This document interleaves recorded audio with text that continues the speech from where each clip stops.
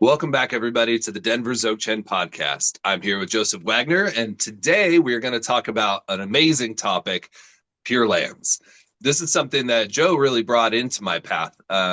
It's not something I'd given too much thought to, but I did have this concern, as I'm practicing Dzogchen and these different things, and there's these promises of what your future realization will be after death. And although I had confidence in the teachings, I don't have that much confidence in my own realization. I'm not like lucidly dreaming every night and have complete control over my mind. So I, it was a worry to me, how can we be confident about the time of death and how can we prepare for that? And Joe really emphasized that making this link to Amitabha through aspirational prayers was so important for just having that confidence that one is ready for the time of death. And it was my experience that once I started saying that every day and doing some Phowa practice, that I started to actually even maybe look forward to death, kind of, which is a little bit crazy. But I had the feeling like this is going to be good, right? Instead of I have no idea what's going to happen. So it shifted that feeling for me. And so, Joe, would you just give us a little brief introduction to what is Pure Land practice and why is it important for us? Thank you, Damien, and hello, everyone. So happy to be meeting here and thinking about these amazing topics. And hopefully, this will be one that really brings some peace to the people who hear it, especially the practitioners who hear it, because as you become more and more of a practitioner, I mean, at least been my experience, you have more and more on the line. The more you think about samsara, the faults of samsara, the involuntary nature of rebirth, and the general difficulty of ending this cycle, the more I wouldn't say panic, but I have definitely had times when I've been thinking like, oh my gosh, am I going to be able to pull this off? I mean, I've been practicing pretty much every day since 1988 and have received tons of teachings in tons of places. And until just a few years ago, I was, probably feeling like many other practitioners are. They just like, you're really rolling the dice. Am I going to be able to die sitting up? Am I going to be able to perform Phowa or recognize the view at the moment of death? I mean, it sounds like a tall order. And as you very well said, unless you're really good at dream yoga and you're kind of able to become conscious that you're dreaming, who knows what's going to happen in this bardo that's supposed to present it to ourselves. This crazy bardo is supposed to arrive and be way more intense than any dream and than any experience that we have in life. And so it's really good, I think, to think about the pure realms and so forth. So I really appreciate you bringing this topic up. I think it's huge, and I think it done correctly and looked into in a good, solid, relaxed way, uh, it can really bring peace to practitioners and some hope, just like you said. And so I'm going to talk about that today. Does that sound okay? It sounds great. Yeah, there's this aspect of self power and other power, which I think would be really interesting for you to speak to because that's a lot of what we have a lot of self power in the path. We're getting on the cushion every day and we're going to empowerments and we're doing all these things that, we think that most of what we have to do is up to us, how much time we spend on our cushion, how much time we're going to be in retreat. And then there's so much frustration around being able to not do as much of that as we want to. So that's where this other power piece comes in. And I think that Pure Land practice is a perfect way to introduce more of that into our path. Yeah, I guess you're absolutely right. And I think I want to take a moment to just half apologize and half confess that I am not an expert. I'm not an expert on Buddhism at all in any area. I'm not an expert on Pure Realm practice, but I have received a lot of teachings and I have done a lot of it, of this kind of practice, and have some, low grade confidence. And that's what I'm going to share. And make sure, for those of you who are out there, make sure that you ask your own teachers what you should do and how you should proceed and that kind of thing. I think that that's a very good way to go. But in a general sense, I will give you what I understand, and it's brought me tremendous feeling of both confidence and peace.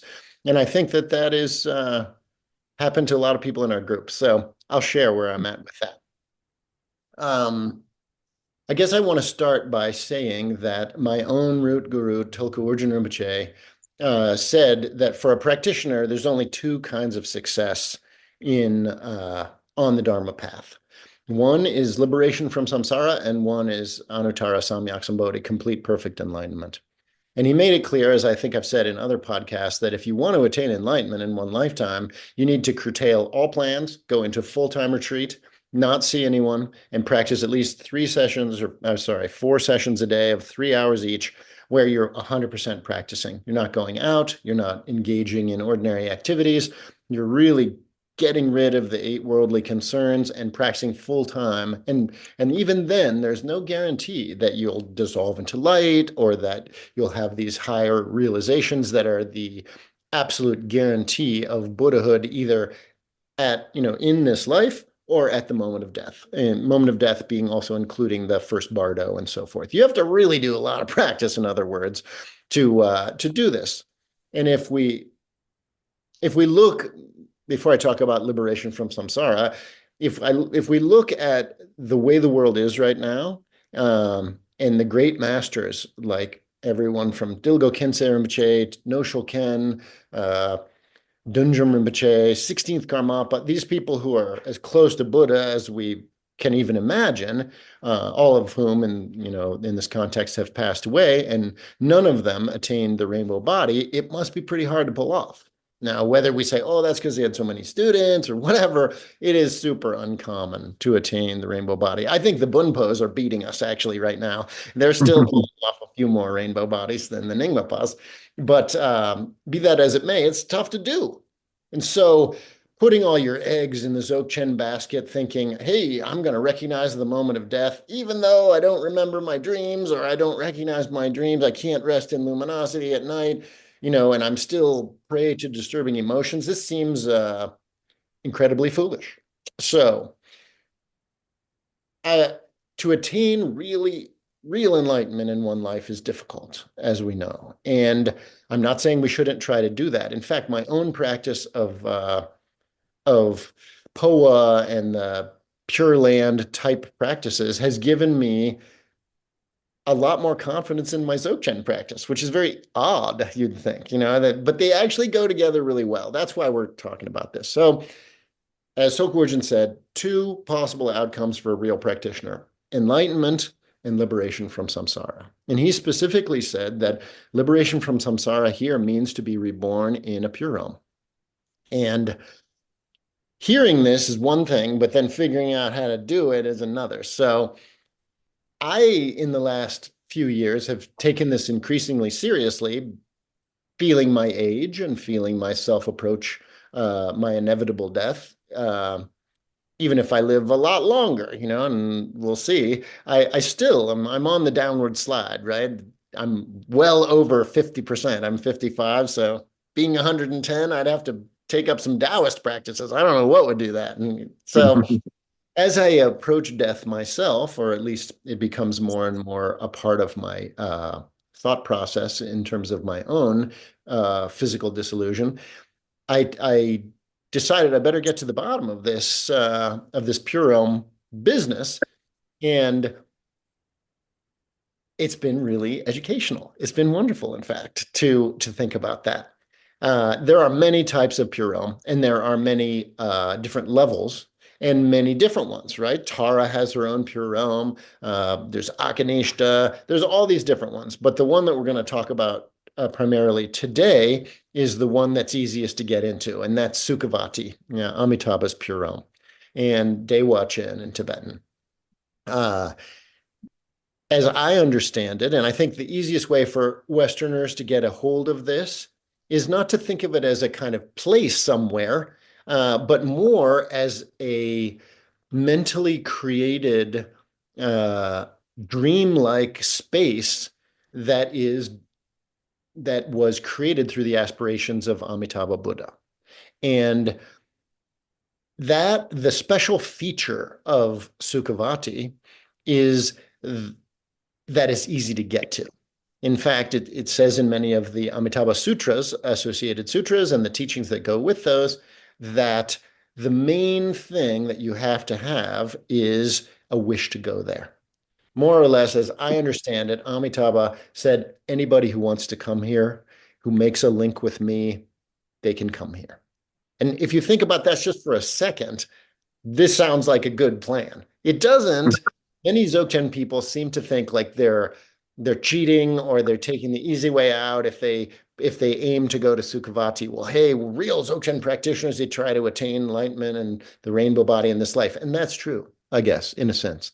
But if Dunjum Rinpoche can't do it, I'm not sure that I can do it. And I think that being like, well, he had a lot of students and I don't have any students. I'm not even a guru. So therefore, I got a better shot. What? This sounds crazy to me. So I personally, every day, make prayers and aspirations and practice Phowa aiming to go to Sukhavati. And I figure if by some miracle I am able to die in a way that allows me to recognize the view deeply enough to attain Buddhahood in the dying process, well, that'll be great. I won't have to go to Amitabha's pure realm. I'll be enlightened. Wow, that would be great. If it doesn't happen, I'm covering my bases.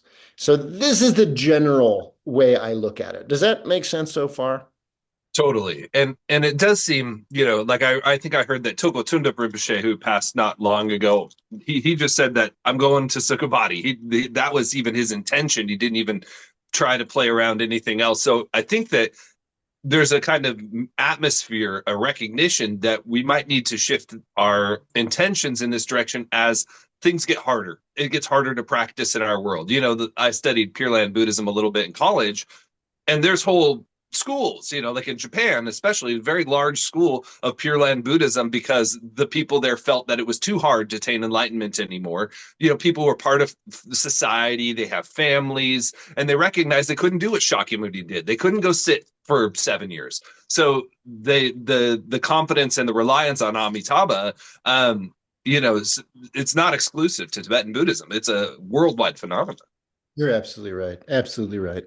Um, in the Vajrayana schools generally, our goal is to attain as high a level of accomplishment for the good of beings as we possibly can. But as you say, the world is a lot more complex than it was, say, 100 years ago in Tibet. Even my Tibetan teachers now, the way that they approach life and the spaciousness in their experience is so different. They would not believe the hassles we have to go through. If you just think about one aspect, let's just say insurance, something that Tibetans never think about and don't have in Tibet anyway. That aspect of like life insurance and term life insurance and all these different things, plus your car insurance, your home insurance, like, I mean, my God. Plus, you add in there paying your phone bill, working your job, having a marriage, raising kids, going on vacations, staying fit and healthy, doing your own shopping, make sure your car runs. Oh my God, who's got time? And even in my experience, even the most dedicated and hardcore practitioners, I know one practitioner here, a fairly famous student of Chatra Rinpoche, who did 4 3-year retreats. Even he is not like failing to cast a shadow, at least last time I checked. So it is tough. I don't know if that's because of electromagnetic waves from our cell phones or a change in the general atmosphere or the degradation of the merit of humans. I have no idea, but it seems to be increasingly difficult to attain these high levels. So it seems that the smart move for all of us as practitioners, if we accept the basic principle of Buddhism, that there's only one goal in Buddhism, and it is to attain liberation from the wheel of automatic and involuntary rebirth. I think that's 100% what the Buddha said. And anyone who says it's about having a joyous life or bringing benefit or something is a little bit confused about this, a little bit confused about this. And I'm not trying to convince anyone to look at it my way, but it seems like this is what the Buddha said, and why we would have a view that isn't what the Buddha said, it seems very crazy. So from that perspective, liberation from samsara is as easy as making the intention to go to Sukhavati when you pass away. And I don't think this is cheating, and I think it does bring great benefit to your practice, and it brings a sense of ease to yourself, which is communicable to others. And since our real goal is to benefit all beings, this seems like a good way to go. Now, you might ask, why is he saying Sukhavati? Why don't we go to Tara's pure realm? It sounds awesome. It's a jungle. Or what about Akanishta? What about these other places? According to the teachings, it is extremely difficult to get into most of the pure realms. You have to actually be on the first bhumi. So that means you have to be enlightened, right? Because attaining the first bhumi, or the third of the four paths, the path of seeing, is the first attainment of the level of enlightenment. And enlightened people are few and far between. Is it possible that there's some sneaky enlightened people around? Yes. Yeah. Are they a dime a dozen? No. In my opinion, the greatest master outside of Tibet is Garchen Rinpoche. And even he's still casting a shadow. And he's a true bodhisattva and an amazing being. It's not like he's floating above the ground most of the time. So, although maybe in private, I think he might be. But uh, it's hard to attain enlightenment. So making up your mind that no matter what happens, no matter what my circumstances of dying are, Amitabha, please accept me. To do that is very, very powerful. And it has all kinds of outer, inner, and secret benefits that I didn't expect personally. So, Real quick, before we please, move forward, please, no. would you say something about you mentioned, there's that thought, I need to stay and benefit beings, right? This is incredibly prevalent. And so could you clean up a little bit how these two go together?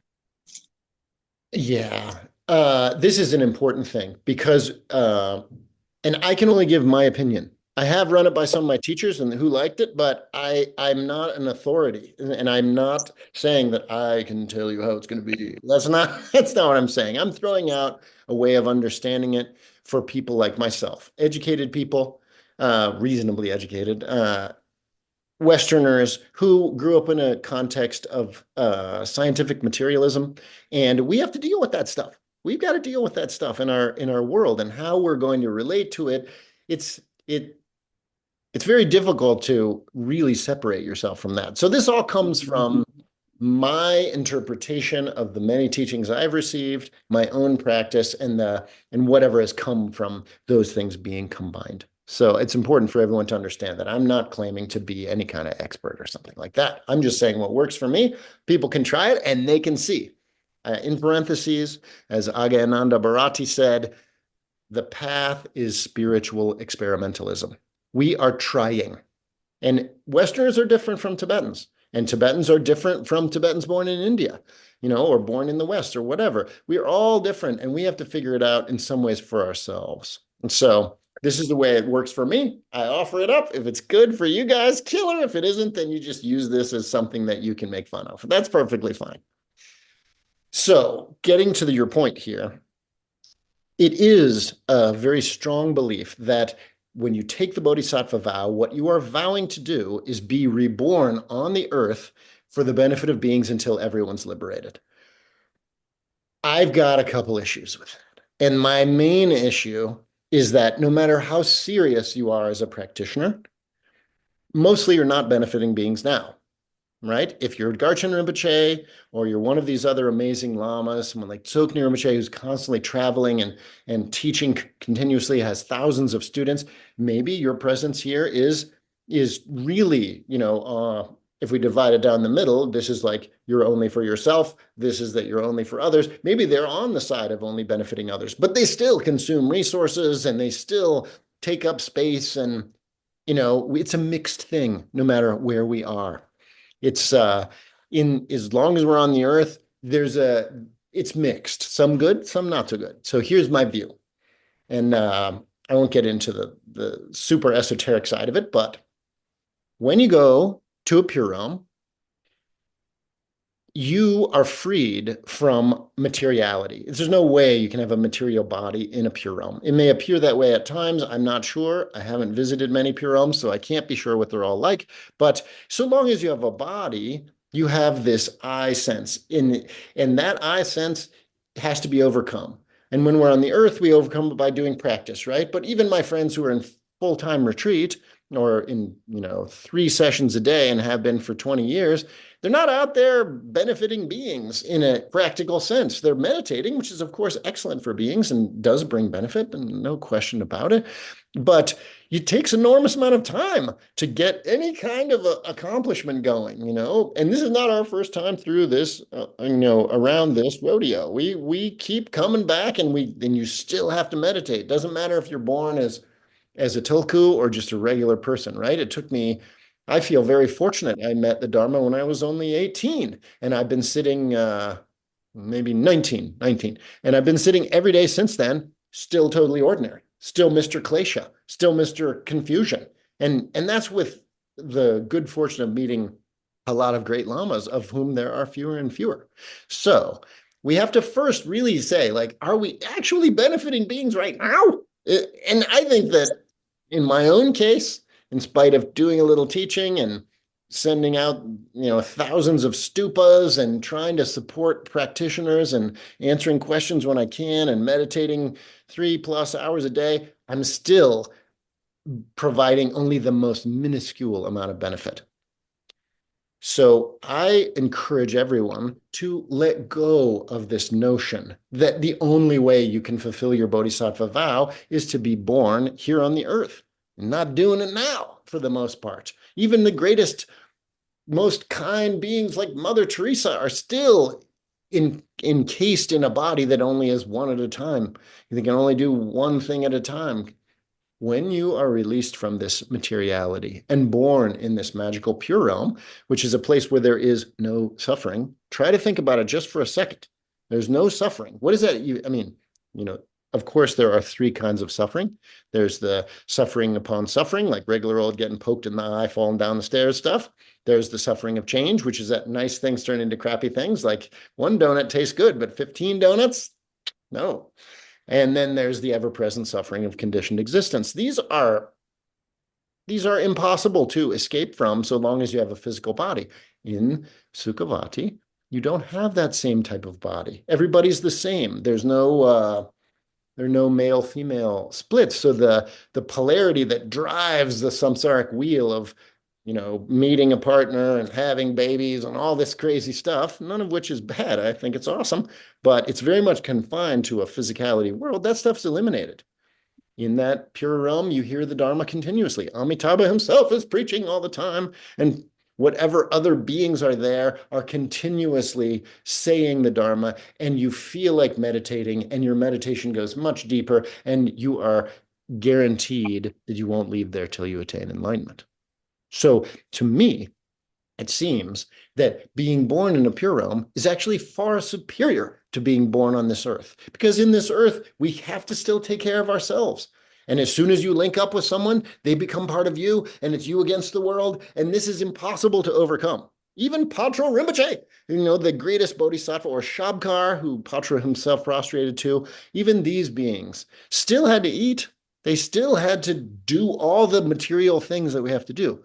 Imagine being born in a place where you are released from that. And your entire being, every aspect of your consciousness is focused entirely on liberating yourself and all beings. This sounds automatically superior. So I encourage our listeners to loosen up on the idea that taking the Bodhisattva vow means you'll be reborn here over and over. It doesn't make any sense. There's a much more esoteric way of understanding this. I'm not going to talk about right now, maybe in the future, but I don't want to freak anyone out. So I think it's okay to just encourage everybody to allow yourself to just be more flexible. You're not cheating by going to a pure realm. People think that. They really do. That, no, a real bodhisattva comes back and works in the trenches for beings. Well, you're not doing it now, because if you're a practitioner, you got to practice mostly. That takes resources. That takes time. That takes some sort of financial situation. It's not easy. And even if you do it very well, there's no guarantees. I mean, we can talk about even tulkus. This is right now. Tulkus that are recognized young, have the right parents, given all the education. There's absolutely no guarantee they'll even be practitioners, much less attain enlightenment. So I want to encourage everybody, loosen up on your idea that you have to be reborn here or else you're not a bodhisattva. That's not true, right? That's not true. And there are outer, inner, and secret reasons for that. Maybe we'll talk about those in the future. But this is I don't know if that answers your question, but I really encourage people to have a loose attitude about this. It's not cheating to go to Sukhavati. Totally. And Guru Rinpoche himself said, you do not bring benefit until you're enlightened, right? Like you're causing problems because you still have a self sense. And so everything you do is slightly selfish until you're enlightened, right? So what you're saying lines up with that. It's almost like Pure Land, you could even think of as almost like going on a perfect retreat, right? It's like the perfect 3-year retreat in which you will gain all those accomplishments that you need to gain and then be able to bring benefit in whatever ways from that point forward. So I don't think we shouldn't give up our intention to benefit all sentient beings, and I don't think that going to a Pure Land has strays from that at all. In fact, the opposite. We're trying to get there as fast as possible, and that's the fastest way possible. Not staying here again and again and again, trying to squeak out a little bit of realization while living in this mess. Makes perfect sense to me. And as you said, even just eating, even if you're vegetarian, vegan, whatever, you're harming life. There's cost, big cost. No, you are so correct. Yeah. Even if you live the purest, you've got to be a jain. The jains only eat at their highest level. They only eat fruit that's already fallen off the tree. Still, you still have to be around that tree, right? You still have to protect that tree from the insects eating that. It's a very tough situation to make really hardcore progress in this life. I'm not saying it isn't worth trying. And in fact, this pure realm belief and the way of getting there and all that business frees you up to practice in a much more focused and loving way than the desperation that arises automatically if what you are really doing is trying to get enlightened. You're terrified you're not going to get free. This is the opposite of the bodhisattva resolve. Bodhisattvas need to be full of love. They need to be full of care. They need to be full of relaxation. A tense, stressed out bodhisattva who's worried that they're going to not make it. What kind of bodhisattva is that? So I think it's very important to consider this, just like you're saying. Yeah. Well, I think that, as I mentioned earlier, this other power now, so this brings this relaxation, right? This trust in Amitabha, in his promises, in his vows, in this Pure Land. We can't do this on our own. This path isn't just a matter of willpower, right? Like I have a lot of willpower. I have a lot of discipline, but it still hasn't brought me accomplishment in the way that I was hoping for. So there has to be this other piece that we're relying on the lineage and the blessings of the gurus and of Amitabha. And so having this Pure Land attitude also helps us to shift towards that trust. We have to trust. We have to have faith that it's more the blessings pulling us along than it's our willpower and our effort pushing us forward, because of course we need some of that. But if we think that that's all it's up to, that leads to, like you said, a stressed out bodhisattva who's not much of a bodhisattva at all, which I'm totally guilty of. Well said. You brought up before the self-power versus other power. I remember a quote from D.T. Suzuki, this famous Zen writer from Japan, who was all about Zen. He wrote 25 books about Zen. He was like the main introducer of Zen in the beginning and paved the way for Zen to take hold here in the West. And he said, when asked about Pure Realm practice, he said, "Oh, many more people get enlightenment through Pure Realm practice than through Zen." That was hilarious. Here's a Zen guy saying that, right? Amitabha cares for us. But we have to ask ourselves, what is Amitabha? Amitabha is the very essence of your own bodhicitta. It's not some dude in some other place. It's not like that, right? That you can see it that way, and it is important to see it that way so we can develop maximum level of trust, which is what's necessary, right? But everything is inside of us. If you've received the pointing out instructions, then you know what the Tigle Nachek is, the single sphere. Everything is within the single sphere. And where is the single sphere originating? Right here, over here, right? Behind the mind. It's not originating some other place. That's an entirely dualistic view that suits us at this level. As we purify our view and ascend to higher levels of perception, then we see that there's not really any difference between self and other power. What we are really doing in our own practice is having faith in our own nature. And when we're praying to Amitabha, we're having faith that the pure realm is actually in our own hearts. In fact, Chogyal Lingpa has in one of his famous supplications to go to Guru Rinpoche's pure realm, which we'll talk about in a minute, that where is the copper-colored mountain? The copper-colored mountain is in your heart. There's not some other place like over there by Cleveland or maybe just past Mars or something. This kind of view is like, we can let that go. We can let that go. It's a totally transcendent realm. It's a mentally created realm in which Amitabha Buddha says anybody can come who wishes to come. And that's the number one thing. So I would like to encourage our listeners right now, this very second, to just think for a second, may I, at the time of my death, go automatically to the pure realm of Amitabha, no matter how I die or what is going on. And may I see Amitabha face to face, receive the teachings, and attain enlightenment for the good of everyone. I don't know if you need to make this aspiration a million times, 100 times, or just one time. But since our entire lives consist only of today, when we wake up, we come out of nowhere, who knows? And when we go to sleep, we go right back into that nowhere.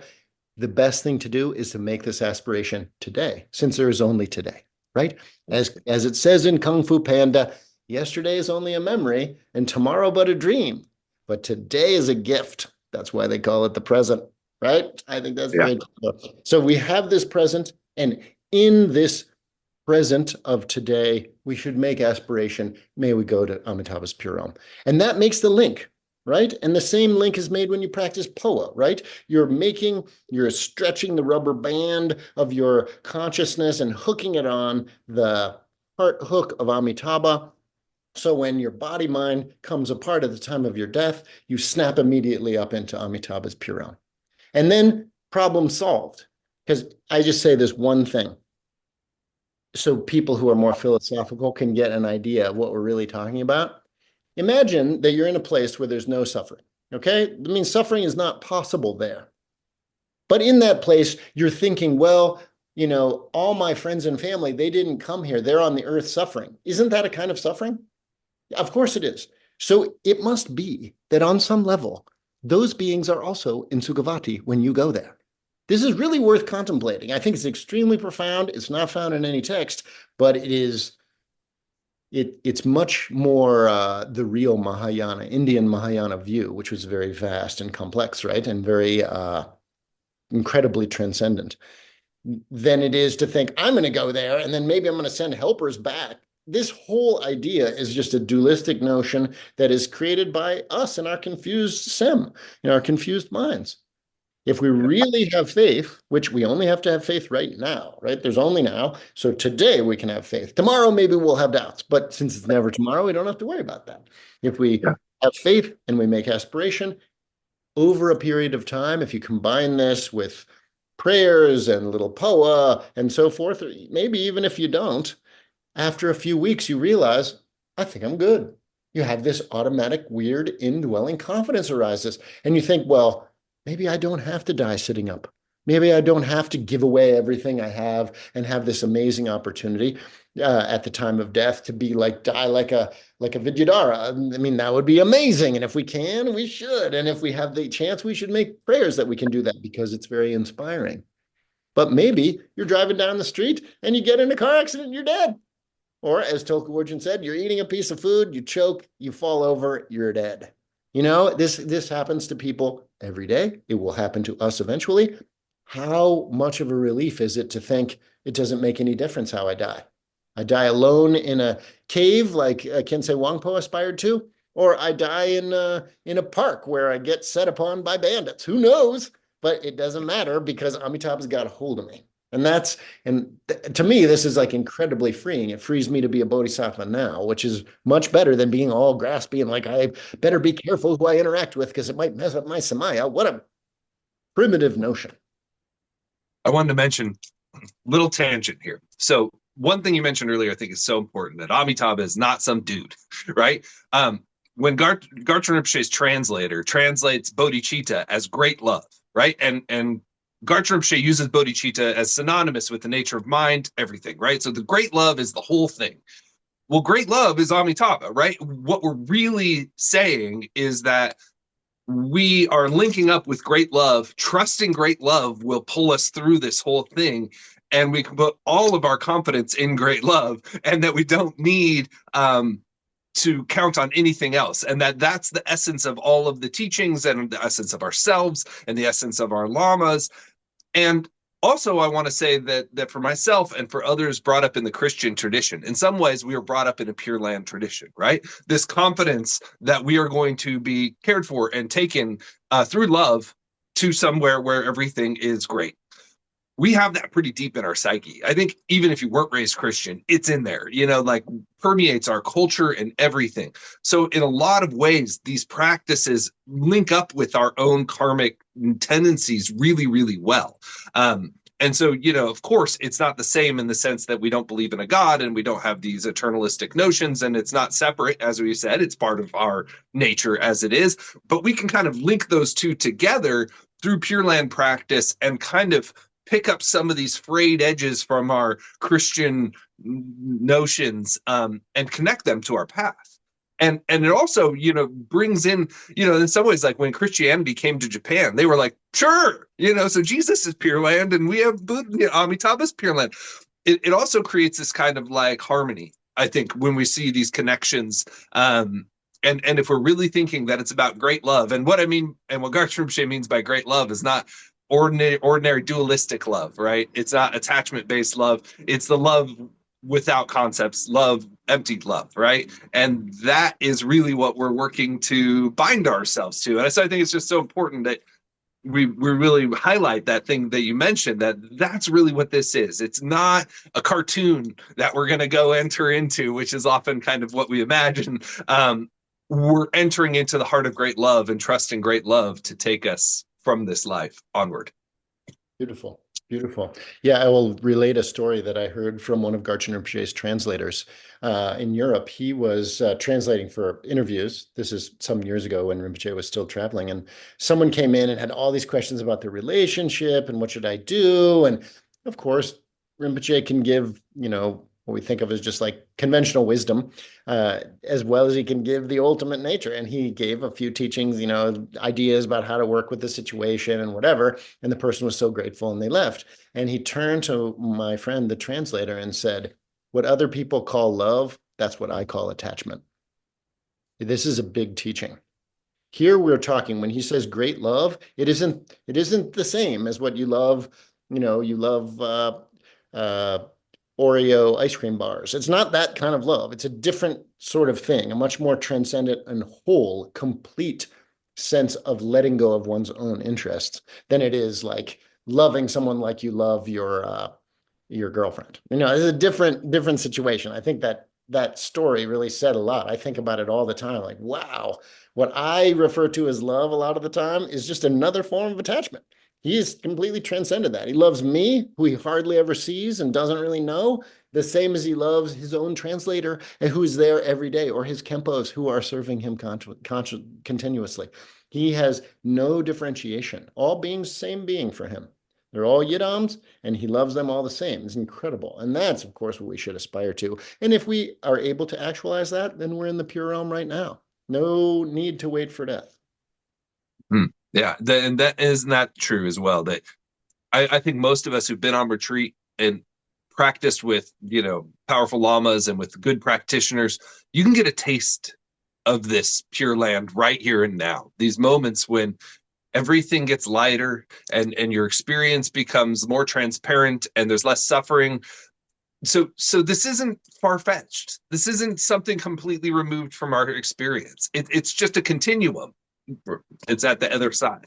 It's very practical. This is practical Buddhism, right? Yeah. There's only one goal, and that's save all beings. How are we going to do that, right? You're going to start preaching in the parking lot of Target? I mean, I think that would be a very bad plan, right? And we need to do something more whole. And going to the pure realm releases us of our limitations that happen because we have a physical body. And if that's the only thing it does, it's still good. And then also to receive the teachings and to be only around people who are doing the same thing. It's just like you said, it's like being at at a great retreat when it's going really well and your body is healthy and everybody's in it, times 1,000 or something. Who knows, right? Yeah. So before we close out, maybe just review once more. So for somebody who's interested in this, there's the Amitabha Sutras, there's the multiple aspiration prayers to be reborn in Sukhavati that I think anybody could recite if they want to. You could just say Amitabha's mantra. You could pray to, or just make the aspiration mentally. May I be reborn in Amitabha's Pure Land when I die regularly. And these are the ways that we link ourselves up with this practice. I think so. I mean, we use in our little sangha, as you know, we use the Mingyur Dorje's Terma revelation that Amitabha appeared to him when he was very young, 13 or something, and gave him a prayer that said, if you say this prayer, you're coming. And you know, I think that's the one I do, and I think that's great, and that's available on Lutsawa House and a million other places. But if the only thing you do is say, Amitabha, I have faith in you, please help me. If you say it in a heartfelt way every day, I still think you're going to be okay. And Yeah. that's, of course, we should combine that with saying his name mantra. We should combine it with our Dzogchen practice. We should combine it with everything we do, and we should make that aspiration for all beings. But it's enough to touch it every day. And after a little while, you start to feel like, wait a minute, maybe I'm okay. And that frees you from so much anxiety. And that anxiety-free state is the view. And that makes you more loving in your regular life. So it has benefits right now. It has benefits at the time of death. And I think it's the golden path. And we can use the instructions that you gave from our last episode to do the same thing. So making the aspiration to be reborn in Amitabha's Pure Land, we can do it the same way where we say, may I be reborn in Amitabha's Pure Land the moment I die without any other stops along the way. Let go. Right into it. Exactly. If people didn't see that last episode, it's like shooting arrows. You have to knock the arrow, you have to pull the string back. That's making the aspiration. May I be reborn in Amitabha's Pure Realm. But then if you don't let go of the arrow, you just put it down, there's no arrow in flight, right? You have to then let go, and then you let go. And then in that freedom, the arrow of your aspiration flies. And Amitabha, he receives all the arrows. Yeah. So this was wonderful. I thank so much, Joe, for being here. Thank you to all of you for watching and continuing to support and subscribe and like and make comments to our show. Thank you for sharing it with your friends on your other social media. All those things. It not only supports our show, but it supports everybody connected to us. Really helps the Dharma, people to have other supports for their Dharma practice. So I really appreciate you. Thanks so much for watching, and we'll see you next time. Bye-bye.